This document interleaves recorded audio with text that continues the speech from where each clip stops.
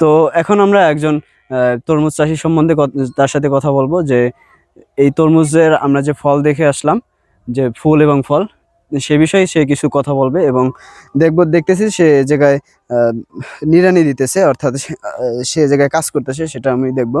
আসসালামু আলাইকুম। ওয়ালাইকুম আসসালাম। কেমন আছেন? ভালো আছেন? জি আলহামদুলিল্লাহ ভালো আছি। তো আপনি এই জায়গায় কাজ করতেছেন তাই না? হ্যাঁ। তো এখন এ জায়গায় যে কাজ করতেছেন, এ জায়গায় মানে আগাছা দমনের জন্য না না, এটা সার ঢুকাম, ঋণ সার। ঋণ সার দোকানের জন্য? হ্যাঁ। ও আচ্ছা, ঋণ সার বলতে এটা কি বিভিন্ন রকমের সার নাকি? হ্যাঁ। ও আচ্ছা, তো এটা 4-5টা কুপিয়ে এবার এই জায়গায় সার দেওয়া হবে। হ্যাঁ। এই জন্য কোপানো আছে। আর এই যে নালাটা, এটা তো পানি দেওয়ার জন্য। ড্রেন তেল পানি দিয়ে গোড়ায় দিয়ে দিই। আচ্ছা, আমরা যে এই জায়গায় দেখতে পাচ্ছি যে অনেক তরমুজে এত তাড়াতাড়ি ফলন আসছে, এই ফল এত তাড়াতাড়ি ফলন তাড়াতাড়ি থাকবে না, তারপর 4-5 দিন পরে আবার ফলটা আইবে বড়। মানে এখন যে ফল এবং ফুল আছে ওইটা থাকবে না আর কি, এটা ঝরে যাবে। হ্যাঁ। এরপরে যে ফুলটা আসবে ওইটা আর কি স্থায়ীভাবে থাকবে।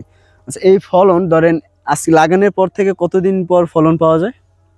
3 মাস লাগে। 3 মাস পর ফল সংগ্রহ করা যায়। হ্যাঁ।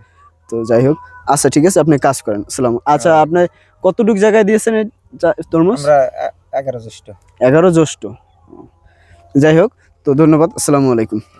তো আমরা এখন একজন তরমুজ চাষির সাথে কথা বললাম, তরমুজ চাষি সম্বন্ধে কথা বললাম। তো আমরা এতক্ষণ যে ফলটা দেখে আসছি, সে বললো যে এই ফলটা থাকবে না।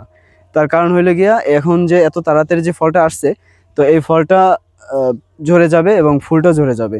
তো ঝরে যাওয়ার পরে এরপরে যে ফল এবং ফুল আসবে, সেই ফুল এবং ফল স্থায়ীভাবে থাকবে এবং সেটা থেকেই ফলন সংগ্রহ করা যাবে। তো এটাই ছিল বর্তমান সময়ে তরমুজের অবস্থা।